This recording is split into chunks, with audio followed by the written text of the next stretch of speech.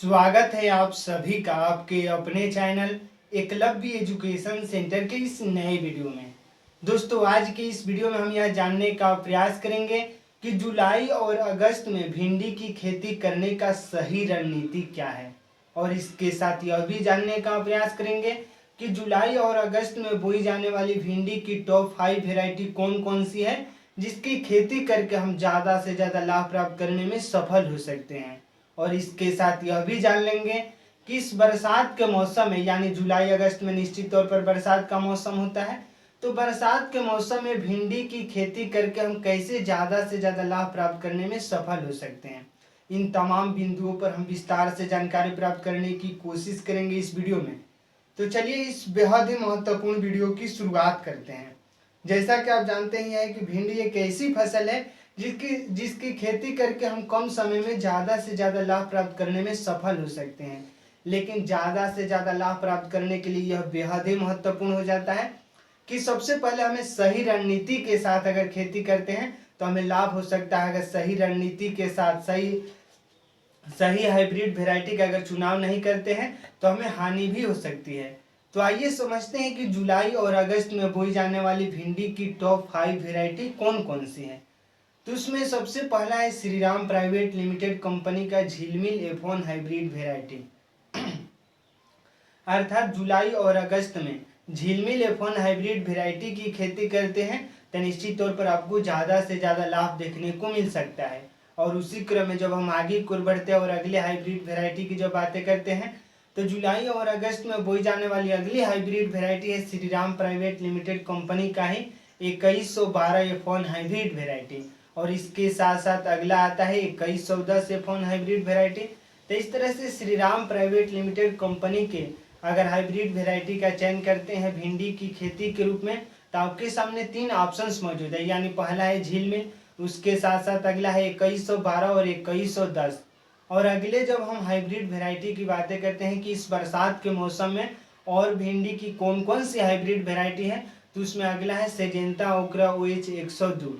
यानी Syngenta OGRA OH 102 भिंडी की एक हाइब्रिड वेराइटी है और इसकी भी खेती लगभग जुलाई और अगस्त के महीने में आसानी से किया जा सकता है। और इसकी खेती लगभग सभी प्रकार की मिट्टी में किया जा सकता है। और उसी क्रम में जब हम आगे की ओर बढ़ते हैं और अगले हाइब्रिड वेराइटी की बातें करते हैं तो अगला है VNR Janvi F1 hybrid variety. यानी VNR का जानवी F1 हाइब्रिड वेराइटी भिंडी की बेहद ही उन्नत किस्म का बीज माना जाता है और इसकी भी खेती लगभग सभी प्रकार की मिट्टी में किया जा सकता है। और अगला है राधिका सीड्स।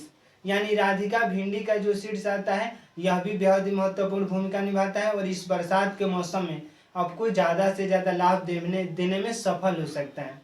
तो इस तरह से इस जुलाई और अगस्त के महीने में भिंडी की खेती करने के लिए आपके सामने लगभग 6 से 7 ऑप्शंस मौजूद हैं। अगर इनमें से किसी एक का चयन करते हैं और खेती करते हैं तो निश्चित तौर पर आपको ज़्यादा से ज़्यादा लाभ देखने को मिल सकता है।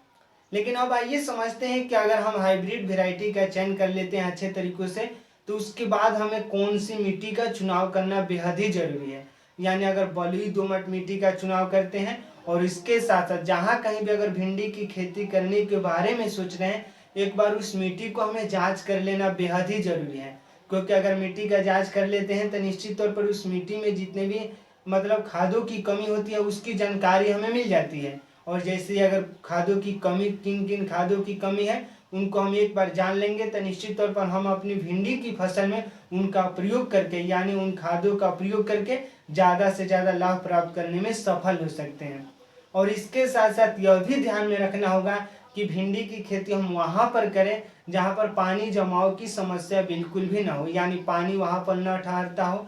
और इसके साथ साथ यह भी ध्यान में रखना होगा कि भिंडी की फसल में हमें समय से खादों का भी प्रयोग करना है और समय से कीटनाशक दवाओं का भी प्रयोग करना है।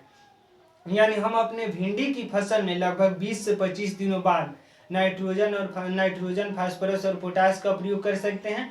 और इसके साथ साथ जैसे ही हमारे भिंडी के फसल में फूल और फल लगना शुरू हो जाए उस समय हमें एक बार कीटनाशक दवाओं का छिड़काव निश्चित तौर पर करना चाहिए।